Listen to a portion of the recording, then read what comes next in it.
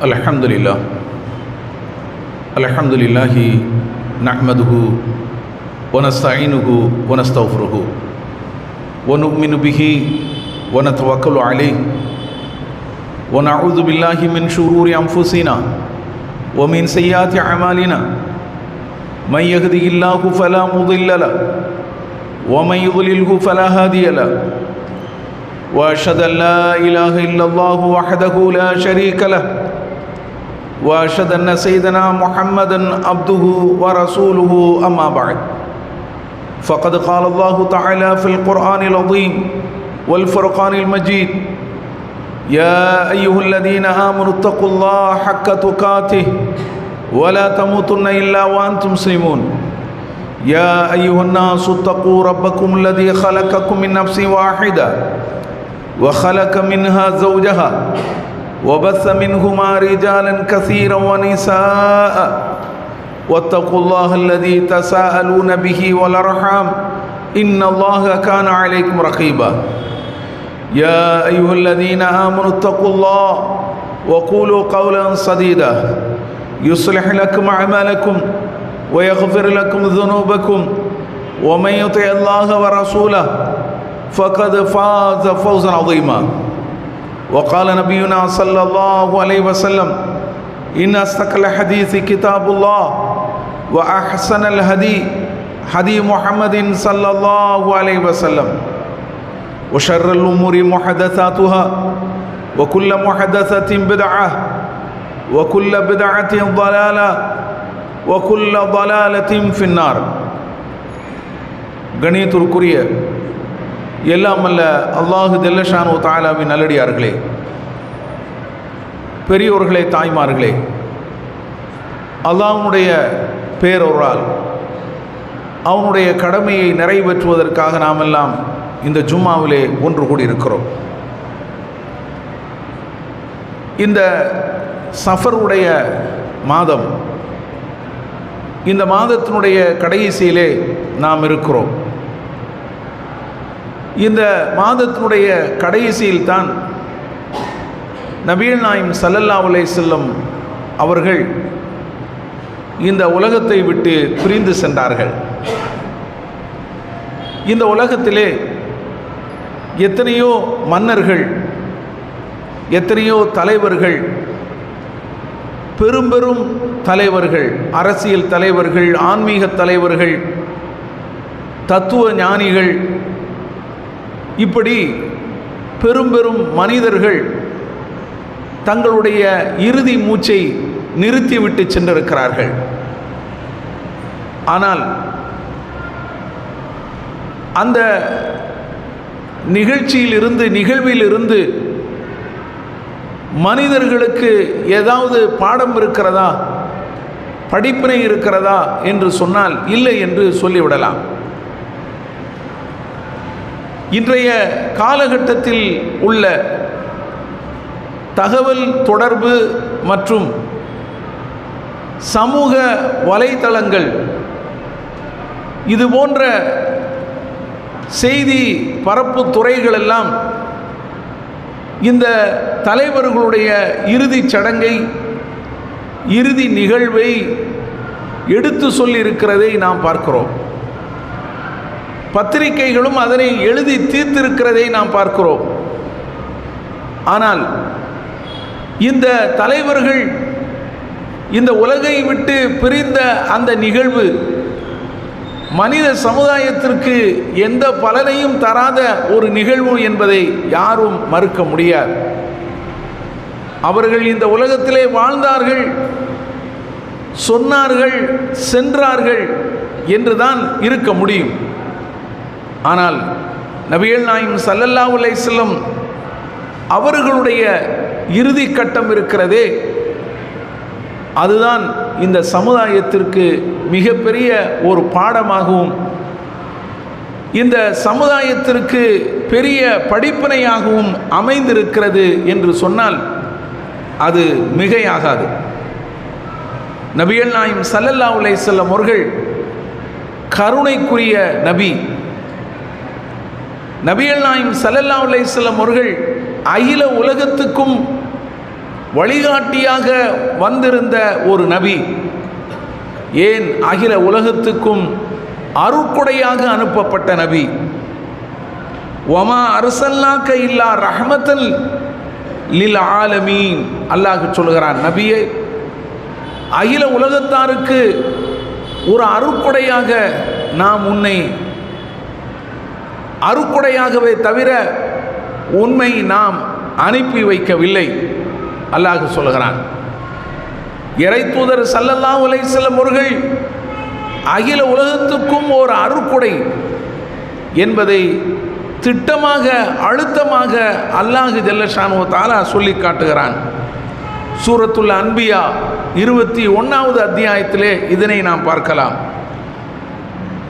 நபிகள் நாயகம் ஸல்லல்லாஹு அலைஹி வஸல்லம் அவர்களை பற்றி அல்லாஹ் வேறொரு இடத்திலே சொல்லும்போது சூரத்து தௌபா 9வது அத்தியாயத்திலே இறுதி பகுதியிலே அல்லாஹ் சொல்கிறான், லக்கது ஜாஅக்கும் ரசூலும் மின் அன்ஃபுசிக்கும்.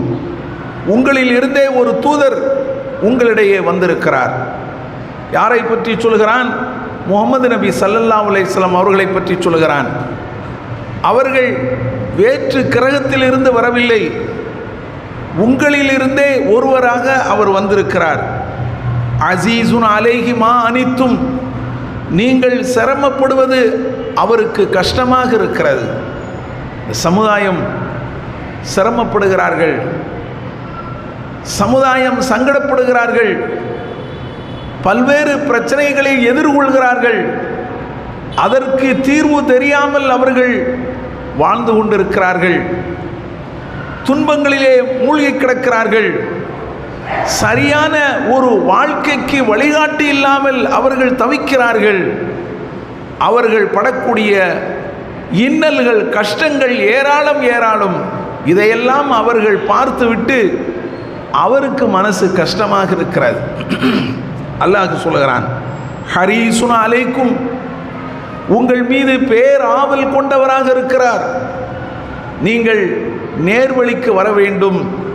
சத்திய மார்க்கத்தை நீங்கள் புரிந்து கொண்டால் உங்களிடையே இருக்கக்கூடிய பிரச்சனைகள் தீரும், உங்களிடையே இருக்கக்கூடிய கவலைகள் மாறும், உங்களிடையே இருக்கக்கூடிய சிரமங்கள் துன்பங்கள் எல்லாம் மாறி சரியான ஒரு வழி உங்களுக்கு பிறக்கும். நீங்கள் நிம்மதியாக இந்த உலகத்திலே வாழலாம். இந்த உலகத்திலும் உங்களுக்கு வெற்றி கிடைக்கும், மறு உலகத்திலும் உங்களுக்கு வெற்றி கிடைக்கும். இந்த நேர்வழிக்கு நீங்கள் வர வேண்டும் என்று அவர் ஆவல் உள்ளவராக இருக்கிறார். பில் முஃமினீன ரഊஃபுர் ரஹீம். குறிப்பாக மூமின்கள் விஷயத்திலே கருணை உள்ளவராகவும் பரிவுள்ளவராகவும் இருக்கின்றார். இந்த மூமின்கள் அவர்கள் நேர்வழிக்கு வரணும். அவர்கள் அல்லாஹ்வையும் இறை தூதரையும் ஏற்றுக்கொண்டவர்கள். இந்த மார்க்கத்தில் வந்துவிட்டு அவர்கள் வந்த வழியே திரும்பி சென்று விடக்கூடாது. அவர்கள் இந்த சத்திய மார்க்கத்திலே நிலைத்திருக்க வேண்டும். இந்த மார்க்கத்தினுடைய நேரான பாதையை தெரிந்து அதிலே அவர்கள் செல்ல வேண்டும். ஒரு காலம் அவர்கள் வழி தவறி சென்றுவிடக்கூடாது என்பதிலே அவருக்கு கருணை இருந்திருக்கிறது. மூமின்கள் மீது பரிவும் கருணையும் கொண்டவர்களாக இருந்திருக்கிறார். இந்த மூமின்கள் நரகத்துக்கு போய்விடக்கூடாது, நரகத்திலிருந்து அவர்கள் பாதுகாப்பு பெற வேண்டும் என்று கருணை உடையவராக இருந்திருக்கிறார். அல்லாஹ் ஜல்ல ஷானஹு தஆலா இந்த நபி முஹம்மது ஸல்லல்லாஹு அலைஹி வஸல்லம் அவர்களை பற்றி எடுத்து சொல்லியிருக்கிறார். நபிகள் நாயகம் ஸல்லல்லாஹு அலைஹி வஸல்லம் அவர்கள் எப்படிப்பட்ட மனிதர், எவ்வளவு பெரிய மனிதர், எவ்வளவு பெரிய ஒரு தலைவர், ஒரு மன்னர் என்பதை அல்லாஹ் இங்கு சொல்லி காட்டுகிறான். நபிகள் நாயகம் ஸல்லல்லாஹு அலைஹி வஸல்லம் அவர்கள் மக்காவில் பிறந்து அங்கே இந்த பிரச்சாரத்தை முன்வைத்து கிட்டத்தட்ட 13 ஆண்டு காலமாக மக்காவிலே அவர்கள் வாழ்ந்திருக்கிறார்கள். தன்னை நபி என்று பிரகடனம் செய்ததிலிருந்து 13 வருடங்கள். அதன் பிறகு மதீனாவுக்கு அவர்கள் ஹிஜ்ரத் செய்து வந்தார்கள். மதீனாவிலே இஸ்லாமிய அரசாங்கத்தை அவர்கள் நிறுவி அவர்கள் ஆட்சி நடத்தினார்கள். மக்களுக்கு சரியான போதனைகளை அவர்கள் அளித்தார்கள். அவர்கள் இந்த உலகத்திலும் மறு உலகத்திலும் வெற்றி பெறுவதற்கான வழிவகைகளை அவர்கள் எடுத்து சொன்னார்கள்.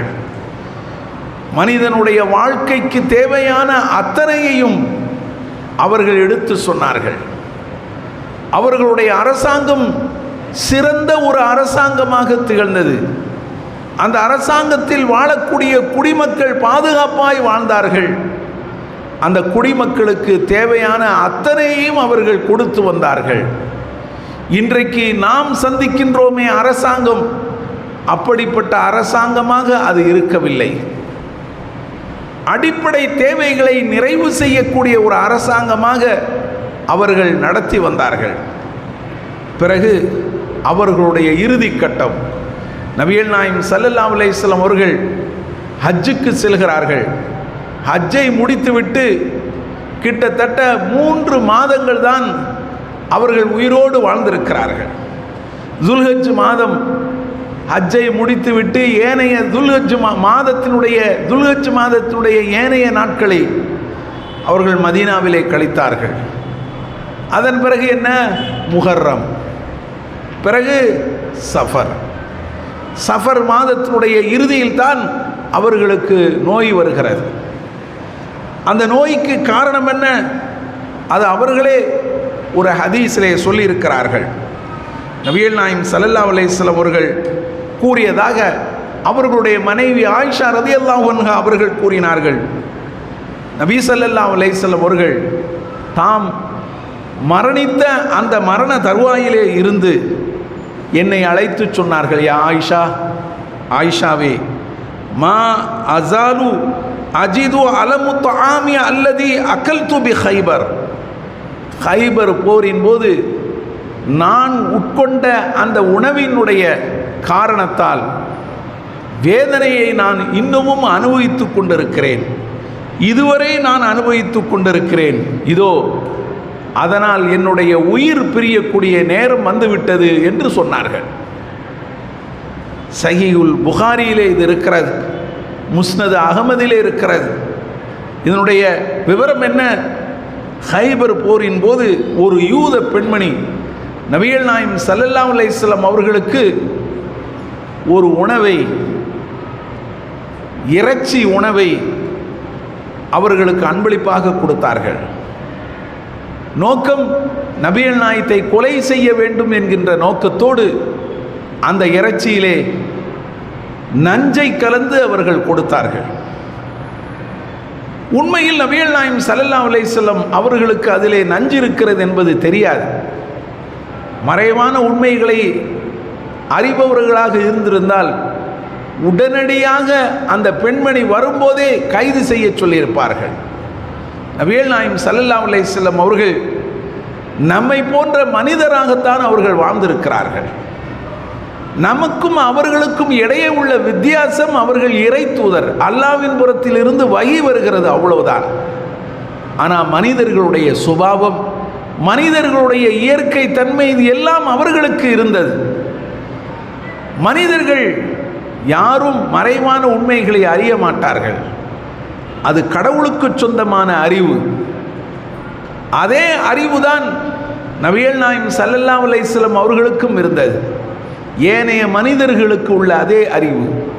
அவர்களுக்கு மறைவான உண்மைகள் தெரியாது. உண்மையிலே அந்த உணவை நபிகள் நாயகம் ஸல்லல்லாஹு அலைஹி வஸல்லம் அவர்கள் உட்கொண்டு விட்டார்கள், சுவைத்து விட்டார்கள், அதாவது சவைத்து விட்டார்கள், மென்று விட்டார்கள் என்று சொல்லலாம். ஆனால் தொண்டைக்குழிக்கு உள்ளே அவர்கள் அந்த உணவை இறக்கி விடவில்லை. அல்லாஹ்வின் புறத்திலிருந்து வஹி அறிவிக்கப்பட்டு மென்ற அந்த உணவை அவர்கள் துப்பி விட்டார்கள். உணவு வயிற்றுக்குள் செல்லவில்லை. அதனால் ஏற்பட்டிருக்கக்கூடிய அந்த தாக்கம், அந்த நோயினுடைய தாக்கம் அவர்களை கடைசி வரை இழுத்து கொண்டு வந்து விட்டது. கடைசி நேரத்திலே அவர்கள் சிரமப்படுவதற்கான காரணம் அதுதான். கடைசி நேரத்திலே நபிகள் நாயகம் ஸல்லல்லாஹு அலைஹி வஸல்லம் அவர்களுக்கு கடுமையான காய்ச்சல் வந்தது. இன்றைக்கு நம் சமுதாயத்திலே வகை வகையான காய்ச்சல்கள் பரவுவதை நாம் பார்க்கிறோம். N1, NH, இன்ஃப்ளூசா, அதே போல வைரஸ் காய்ச்சல் என்று இன்னும் என்னவெல்லாமோ பெயர்களை சொல்கிறார்கள். இந்த மாதிரியான பெயர்களை உடைய காய்ச்சல்கள் சமுதாயத்திலே பரவி வருவதை நாம் பார்க்கிறோம். இந்த காய்ச்சலின் காரணமாக உடம்பிலே வலி ஏற்படும். சிக்கன்குனியான்னு ஒரு காய்ச்சல் நம்ம பார்த்தோம். அந்த காய்ச்சல் தாக்கப்பட்டவர்கள் கடுமையான வலியை உணர்வார்கள். உடம்பெல்லாம் வலி ஏற்படும்.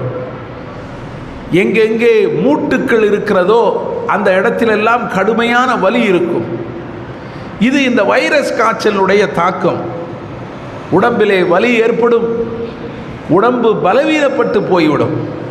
இதே மாதிரியான நிலை நபிகள் நாயகம் ஸல்லல்லாஹு அலைஹி வஸல்லம் அவர்களுக்கு அவர்கள் உட்கொண்ட அந்த நஞ்சு உணவின் காரணத்தால் ஏற்பட்டது.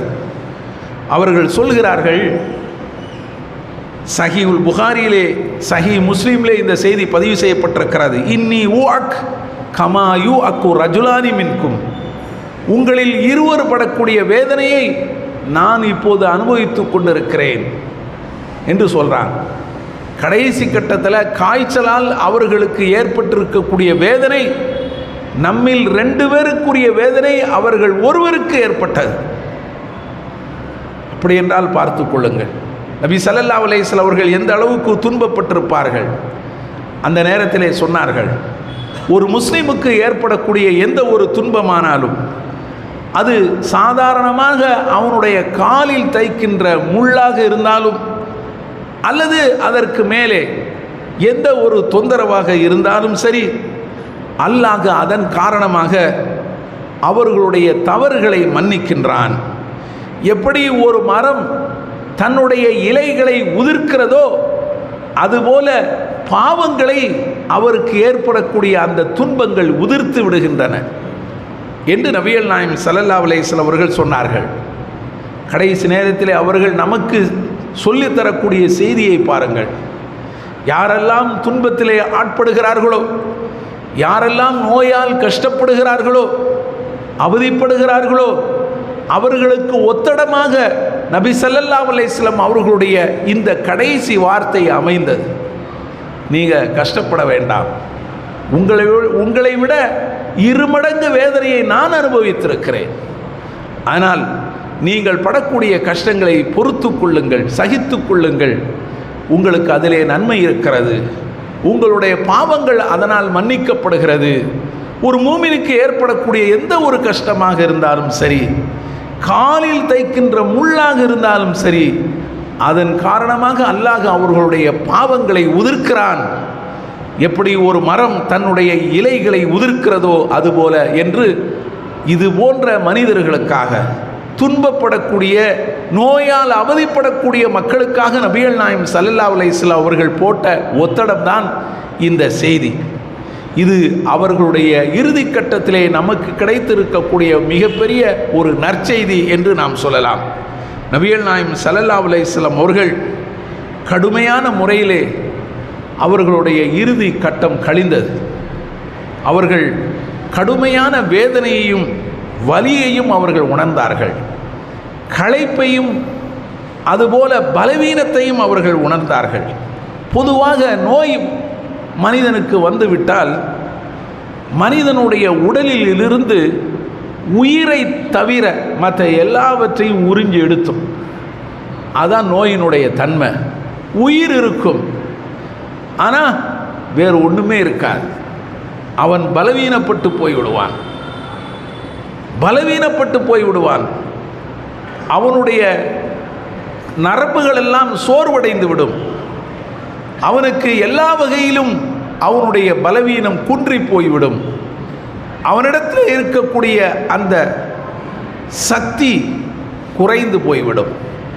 உடம்பெல்லாம் ரணமாக வலிக்க ஆரம்பிக்கும். இதுதான் நோயினுடைய தன்மை. நபிகள் நாயகம் ஸல்லல்லாஹு அலைஹி வஸல்லம் அவர்களும் இதனை அவர்கள் அனுபவித்திருக்கிறார்கள். அதுபோல நபிகள் நாயகம் ஸல்லல்லாஹு அலைஹி வஸல்லம் அவர்கள் நோயாளிக்கு, அதுவும் கடைசி நேரத்தில் இருக்கக்கூடிய தன்னுடைய காற்றை, கடைசி காற்றை சுவைப்பதற்காக, கடைசி காற்றை இழுப்பதற்காக துடித்து கொண்டிருக்கிறார்களே, அவர்களுக்காக நபிகள் நாயகம் ஸல்லல்லாஹு அலைஹி வஸல்லம் அவர்கள் ஒரு செய்தியை நமக்கு இந்த நேரத்திலும் அவர்கள் வைத்தார்கள். என்ன என்று சொன்னால், ஆயிஷா ரலியல்லாஹு அன்ஹா அவர்கள் சொல்லி காட்டுகிறார்கள், நபிகள் நாயகம் ஸல்லல்லாஹு அலைஹி வஸல்லம் அவர்களுக்கு ஏதேனும் நோய் ஏற்பட்டால் அவர்கள் குல் ஹுவல்லாஹு அஹத், குல் அஊது பிரப்பில் ஃபலக், குல் அஊது பிரப்பின் நாஸ் என்பதனை ஓதி தமக்கு அவர்கள் ஊதிக்கொள்வார்கள். ஆனால் அவர்களுடைய கடைசி காலகட்டத்திலே நோய் கடுமையான போது நான் என்ன செஞ்சேன், ஆயிஷா ரலியல்லாஹு அன்ஹா அவங்களுடைய மனைவி சொல்லி காட்டுகிறார்கள், இவற்றையெல்லாம் நான் ஓதி அவர்களுக்கு ஊதினேன். என்னுடைய கையை கொண்டு தடவாமல் அவர்களுடைய கையை வைத்து நான் தடவிக்கொள்வேன், அந்த கைக்கு இருக்கக்கூடிய பரக்கத்துக்காக என்று அன்னை ஆயிஷா ரலியல்லாஹு அன்ஹா சொன்ன செய்தி சஹீஹுல் புகாரி மற்றும் முஸ்லிமிலே பார்க்கிறோம். நோய் ஏற்பட்டது என்று சொன்னால் நாம் இதை என்ன செய்யலாம், ஓதி ஊதணும். ஓதி பார்க்குறதுன்னு சொல்லுவோம்ல, அது இதுதான். ஓதி பார்க்குறதுக்கு எதிரான கூட்டம் கிடையாது நாம். ஆனால் எதை வைத்து ஓதி பார்க்க வேண்டுமோ அதை வைத்துத்தான் ஓதி பார்க்க வேண்டும். நபிகள் நாயகம் ஸல்லல்லாஹு அலைஹி வஸல்லம் அவர்கள் எதை வைத்து ஓதி பார்ப்பதற்கு நமக்கு அனுமதி தந்திருக்கிறார்களோ அதை வைத்துத்தான் ஓதி பார்க்க வேண்டும்.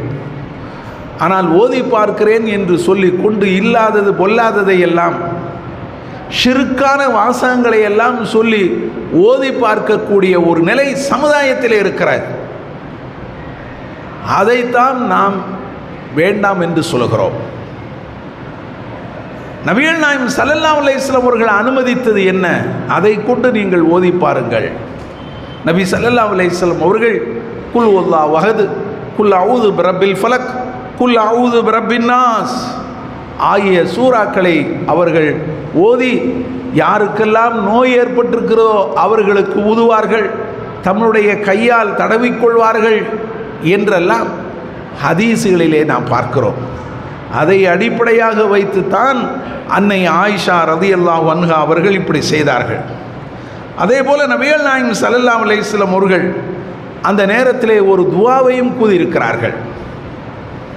எந்த நேரத்தில், ஓதி பார்க்கக்கூடிய அந்த நேரத்தில். என்ன துஆ, அல்லாஹும்ம ரப்பன்னாஸ், இறைவா மனிதர்களுடைய இரட்சகனே, அதுஹிபில் பஸ், இவருக்கு ஏற்பட்டிருக்கக்கூடிய இந்த நோயை நீ குணப்படுத்து, இஷ்ஃபி, அவருக்கு நிவாரணம் கொடு, வ அன்த ஷாஃபி, நீயே நிவாரணம் அளிப்பவன், லா ஷிஃபா இல்லா ஷிஃபாவுக், உன்னுடைய நிவாரணத்தை தவிர வேறு எதுவும் நிவாரணமாக இருக்க முடியாது. நாங்கள் மருந்து மாத்திரையெல்லாம் சாப்பிட்றோம், அது நீ அனுமதிச்சதுனால சாப்பிட்றோம். ஆனால் அது உண்மையிலேயே சரியான ஒரு நிவாரணத்தை தருமா என்று சொன்னால் அது உன் கையில் தான் இருக்கு. நீ தரக்கூடிய நிவாரணம் தான் அது சரியான நிவாரணம். லா ஷிஃபா இல்லா ஷிஃபாவுக்க, ஷிஃபான் லா யுகாதிரு சக்மா, இவருக்கு வேறு எந்த நோயையும் விட்டு வைக்காத அளவுக்கு ஒரு நிவாரணத்தை அவருக்கு நீ கொடுப்பாயாக அப்படின்னு சொல்லி நபிகள் நாயகம் ஸல்லல்லாஹு அலைஹி வஸல்லம் அவர்கள் அந்த துஆவை ஓதுவார்கள். இதெல்லாம் நாம் படித்து வச்சுக்கணும். நம்மளுடைய பிள்ளைகளுக்கு அவர்கள் கஷ்டப்படும் போது, துன்பப்படும் போது, நோய்வாய்ப்படும் போது இந்த துஆவை நாம் ஓதி ஊதலாம். நபிகள் நாயகம் ஸல்லல்லாஹு அலைஹி வஸல்லம் அவர்கள் நமக்கு அனுமதி தந்திருக்கிறார்கள். சரி, நபி ஸல்லல்லாஹு அலைஹி வஸல்லம் அவர்கள் அந்த கடைசி கட்டத்திலே அவர்களுக்கு கடுமையான நேரம் என்ன செய்வாங்கன்னா, கொஞ்சம் ஒரு பாத்திரத்தில் தண்ணியை கொண்டு வாங்கன்னு சொல்லுவாங்க. கொண்டு வந்து தண்ணியை கொண்டு வந்து கொடுப்பாங்க, உது செய்வாங்க, தொழுகைக்காக தயாராகி போவதற்காக.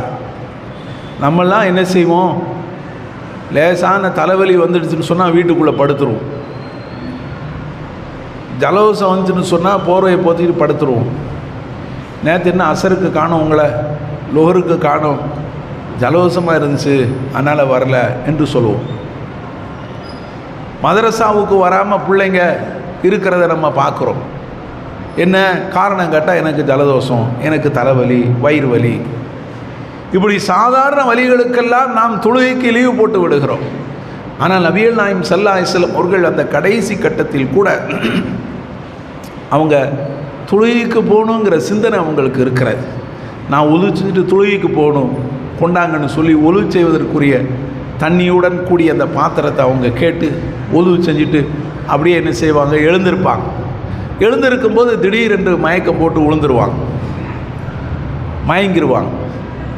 பிறகு மயக்கம் தெளிஞ்ச உடனே மீண்டும் ஒழு செய்வாங்க, மீண்டும் என்ன செய்வாங்க, ஒழு செய்வாங்க.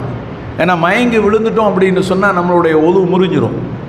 இப்போ என்ன நடக்குங்கிறது தெரியாது. அதனால் ஒழு முறியக்கூடிய காரியங்களில் ஒன்று மயக்கம்.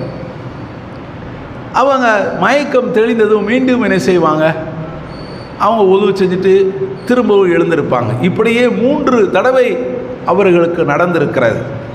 இதை நம்ம பார்க்குறோம், ஹதீஸ்களில் பார்க்குறோம். அதே போல் நபிகள் நாயகம் ஸல்லல்லாஹு அலைஹி வஸல்லம் அவர்கள் தங்களுடைய போர்வையை இழுத்து மூடிக்கொண்டு அவர்கள் படுத்து கிடப்பார்கள். இறுதி கட்டத்திலே திடீரென்று அவர்களுக்கு மூச்சு திணறல் ஏற்படும். உடனே அவர்கள் என்ன செய்வாங்கன்னு சொன்னால் போர்வையை விட்டு இப்படி விலக்கிடுவாங்க. அதுபோல் ஒரு நல்ல முறையில் மூச்சு சாதாரணமாக வரும்போது திரும்ப போர்வையை எடுத்து என்ன செய்வாங்க, மூடிக்கிடுவாங்க. இப்படியாக போர்வையை அவர்கள் இழுத்து மூடுவதும் விலக்குவதுமாக இருந்தது.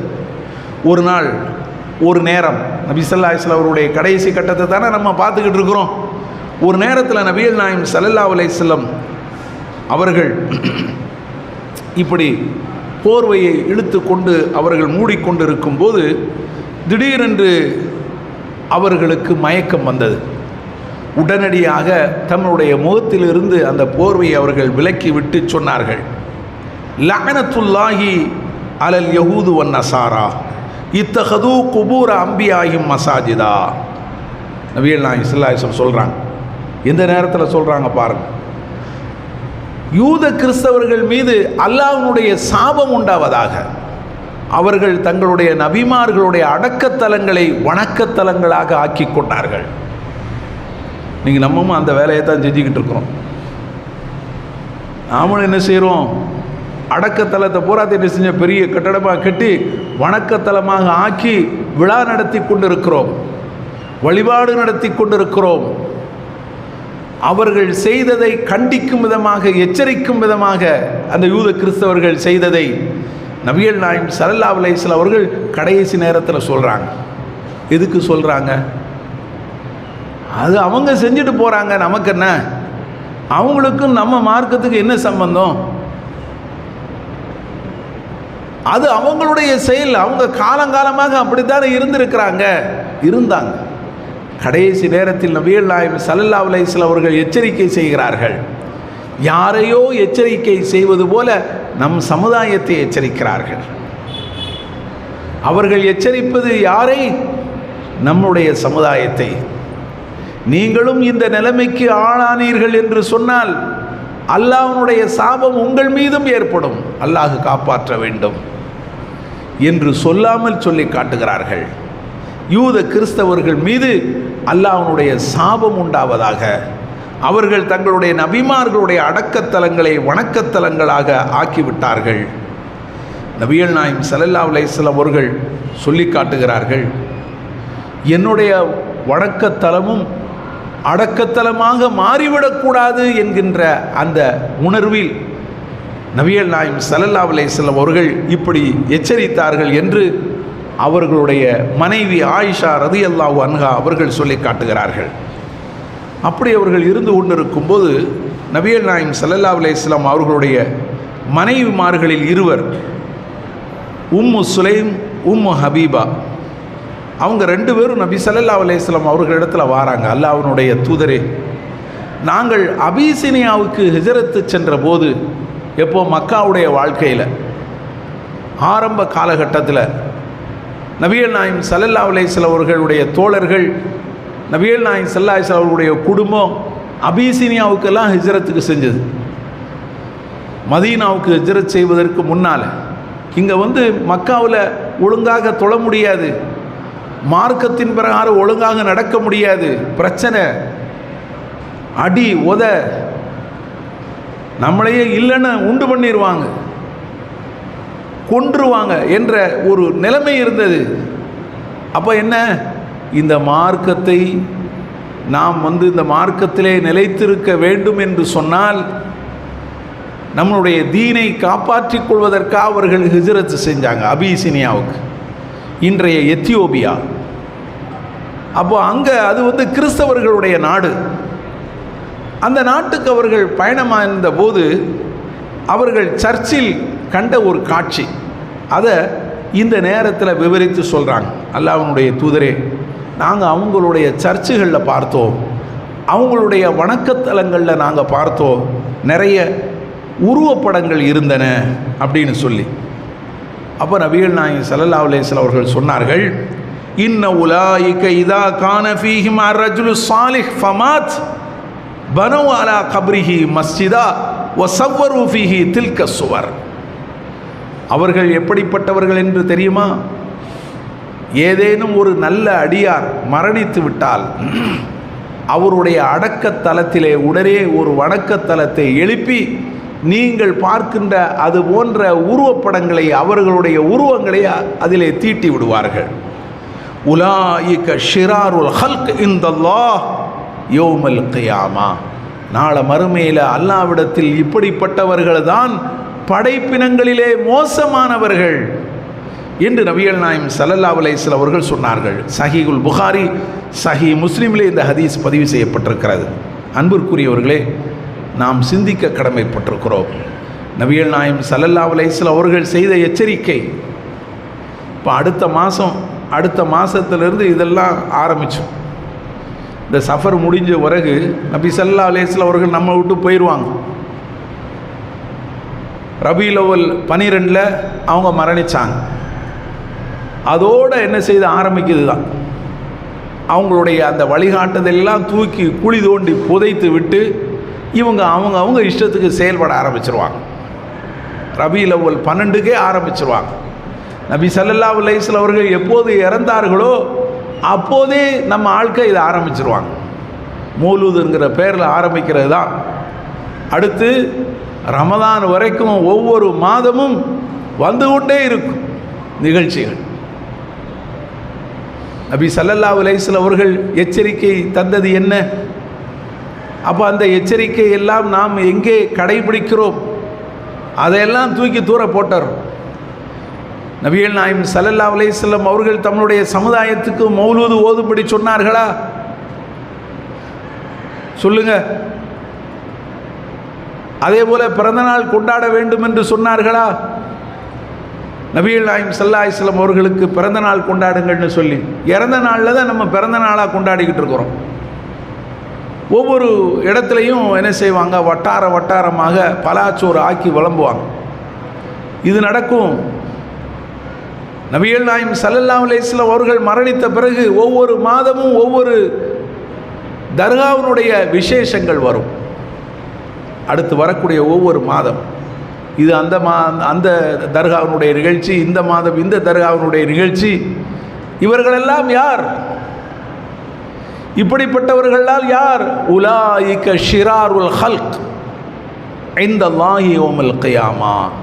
இவர்கள்தான் நாளை மறுமையிலே அல்லாஹ்விடத்திலே படைப்பினங்களிலே மோசமானவர்கள் அப்படின்னு நபிகள் நாயகம் ஸல்லல்லாஹு அலைஹி வஸல்லம் அவர்கள் யாரை சுட்டி காட்டினார்களோ அந்த செயலை, அந்த யூத கிறிஸ்தவர்களுடைய செயலை சமுதாயம் இன்றைக்கு சரியாக அரங்கேற்றி கொண்டிருக்கிறது.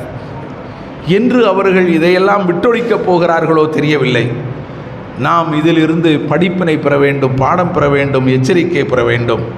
நபிகள் நாயகம் ஸல்லல்லாஹு அலைஹி வஸல்லம் அவர்கள் அந்த கடைசி நேரத்திலையும் சொன்னாங்க, லா தஜஅலு புயூத்தக்கும் குபூரா, உங்களுடைய வீடுகளை அடக்கத்தலங்களாக மாற்றி விடாதீர்கள். அப்படின்னா என்ன? அடக்கத்தலத்தில் தொழ மாட்டாங்க, அடக்கத்தலத்தில் குர்ஆன் ஓத மாட்டாங்க. இந்த ரெண்டும் கூடாது. உங்களுடைய வீடுகளை அடக்கத்தலங்களாக ஆக்கி விடாதீர்கள்னு சொன்னால் என்ன அர்த்தம்? வீட்டில் தொழாமல் இருந்துடாதீங்க, வீட்டில் தொழுங்க. வீட்டில் குர்ஆன் ஓதாமல் இருந்துடாதீங்க, வீட்டில் குர்ஆன் ஓதுங்க என்று அர்த்தம். அதே போல் நபி ஸல்லல்லாஹு அலைஹி வஸல்லம் அவர்கள் சொன்னார்கள், வலா தஜஅலு கப்ரி ஈதா, என்னுடைய கபரை அடக்கத்தலத்தை திருவிழா கொண்டாடும் இடமாக மாற்றி விடாதீர்கள். நபிகள் நாயகம் ஸல்லல்லாஹு அலைஹி வஸல்லம் சொன்னாங்க, வஸல்லு அலைய என் மீது நீங்கள் ஸலவாத்து சொல்லுங்கள். ஃபைன்ன ஸலாத்தக்கும் தபுலுகுனி ஹைசு குந்தும், நீங்கள் எங்கிருந்த போதிலும் நீங்கள் சொல்லக்கூடிய ஸலவாத்து என்னை வந்து அடையும். நபிகள் நாயகம் ஸல்லல்லாஹு அலைஹி சொல்கிறாங்க, நீங்கள் எங்கிருந்தாலும் நீங்கள் ஸலவாத்து சொல்லலாம், சலாம் சொல்லலாம். நபிகள் நாயகம் ஸல்லல்லாஹு அலைஹி வஸல்லம் ஒரு அத்தையாத்தில் நம்ம சொல்கிறோம்ல ஸலவாத், அல்லாஹும்ம ஸல்லி அலா முஹம்மதின் வஅலா ஆலி முஹம்மதின் கமா ஸல்லைத அலா இப்ராஹிம வஅலா ஆலி இப்ராஹிம இன்னக ஹமீது மஜீத்னு, அதை நாம் அதிகம் ஓத வேண்டும். நபிகள் நாயகம் ஸல்லல்லாஹு அலைஹி வஸல்லம் அவர்களுக்காக நான் ஓதினேன் என்று அவர்களுக்கு எடுத்து சொல்லப்படும். அதற்குன்னு மாணவர்கள் இருக்கிறாங்க, கொண்டு போய் சேர்த்துருவாங்க. இது இன்னும் அடியாருடைய ஸலவாத். யார் யாரெல்லாம் நபிகள் நாயகம் ஸல்லல்லாஹு அலைஹி வஸல்லம் அவர்கள் மீது ஸலவாத்து சொல்லியிருக்கிறார்கள் என்று அவர்களுக்கு கொண்டு போய் சேர்க்கப்படும். இதெல்லாம் நபி ஸல்லல்லாஹு அலைஹி வஸல்லம் அவர்கள் கடைசி நேரத்தில் சொன்னாங்க. இன்னும் ஒரு சில செய்திகளை சொல்லியிருக்கிறாங்க, அதை என்னுடைய அடுத்த உரையிலே சொல்லி முடித்துக் கொள்வோம். வாஹிரு தஅவானா அல்ஹம்துலில்லாஹி ரப்பில் ஆலமீன்.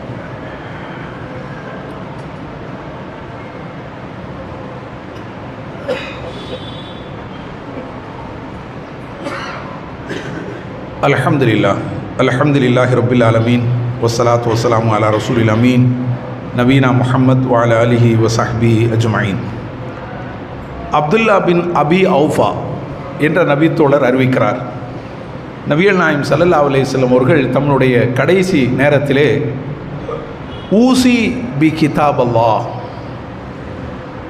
அல்லது அவுசா பி கிதாப் அல்லாஹ், அவர்கள் அல்லாஹ்வுடைய வேதம் குறித்து அவர்கள் ஒரு அறிவுரையை நமக்கு சொல்லியிருக்கிறார்கள் அப்படின்னு அப்துல்லா பின் அபி அவுஃபா ரலியல்லாஹு அன்ஹு அவர்கள் சொல்லி காட்டுறாங்க. நபி ஸல்லல்லாஹு அலைஹி வஸல்லம் அவர்கள் இறை வேதத்தை குறித்து அறிவுரையை நமக்கு வசியத்தை செய்துட்டு போயிருக்கிறாங்க.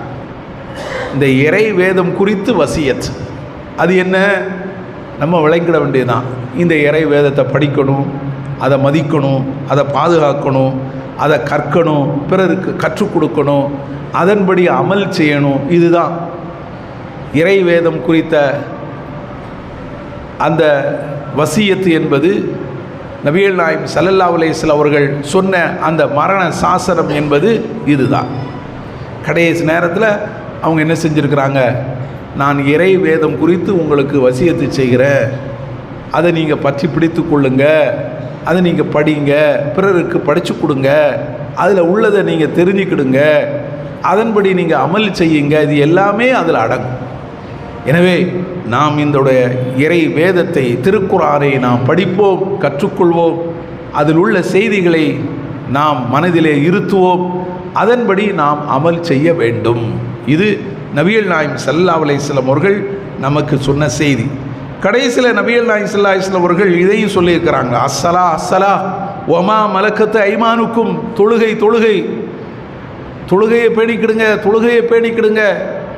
உங்களிடத்தில் இருக்கக்கூடிய அடிமைகளையும் நீங்கள் பேணிக்கொள்ளுங்கள், அவர்களிடத்தில் நல்ல விதமாக நடந்து கொள்ளுங்க என்றும் நபிகள் நாயகம் ஸல்லல்லாஹு அலைஹி வஸல்லம் அவர்கள் தங்களுடைய கடைசி கட்டத்தில் சொல்லியிருக்கிறாங்க. எனவே நாம் இதையெல்லாம் மனதிலே வைத்து கொண்டு நபிகள் நாயகம் ஸல்லல்லாஹு அலைஹி வஸல்லம் அவர்கள் என்ற அந்த மாமனிதர் அவர்களுடைய இறுதி நிகழ்ச்சி, இறுதி மூச்சு, அந்த இறுதி மூச்சு நின்ன அந்த சமயங்கள் அதெல்லாம் இந்த சமுதாயத்துக்கு மிகப்பெரிய படிப்பினையும் பாடமாக இருந்திருக்கிறது. எனவே இந்த கடைசியில் ஒரு புதன் வரும், அதை ஒடுக்கத்து புதன்னு சொல்லி என்ன செய்வாங்க, 6 குழம்பை தேடி மக்கள் போவாங்க. காலையிலேருந்து சாயந்தரம் வரைக்கும் அங்கே இருந்துட்டு திரும்பி வந்துடுவாங்க. இது பிதஅத். நபிகள் நாயகம் ஸல்லல்லாஹு அலைஹி வஸல்லம் அவர்கள் நமக்கு வழிகாட்டாதது, யாரும் செய்யாத ஒன்று. எனவே இது போன்ற பிதஅத்தை நாம் தவிர்க்க வேண்டும். ஸல்லல்லாஹு அலைஹி வஸல்லம் அவர்கள் இப்படியெல்லாம் நமக்கு சொல்லித்தரவில்லை. எனவே ஒடுக்கத்து புதன் என்ற அந்த பிதஅத்தை நாம் ஒடுக்கிவிட வேண்டும். அதுதான் நபி ஸல்லல்லாஹு அலைஹி வஸல்லம் அவர்களுக்கு நாம் கொடுக்கின்ற மரியாதை, அவர்களுடைய வழிகாட்டுதலை நாம் எடுத்து நடந்த முறை என்பதை நாம் புரிந்து கொள்ள வேண்டும். இறுதியாக ஒரு செய்தியை மட்டும் சொல்லிவிட்டு என்னுடைய உரையை முடித்துக் கொள்கிறேன். கடந்த பல்வேறு வாரங்களாக வயநாடு நிலச்சரிவுக்காக நாம் இந்த பள்ளிவாசலில் அறிவிப்பு செய்து நாம் வசூலை திரட்டினோம், நிதி திரட்டினோம். நிறைய சகோதரர்கள் என்ன செஞ்சுருக்காங்க, அதற்காக தந்திருக்கிறாங்க. நம்மளுடைய பங்கும் இருக்கட்டும், எல்லோரும் கொடுக்குறாங்க, அது வேறு விஷயம். இருந்த போதிலும் அந்த மக்களுக்காக, அந்த சிரமப்படக்கூடிய மக்களுக்காக நம்மளுடைய பங்கும் போய் சேரணும் அப்படிங்கிறதுக்காக நிறைய பேர் கொடுத்துருக்குறாங்க.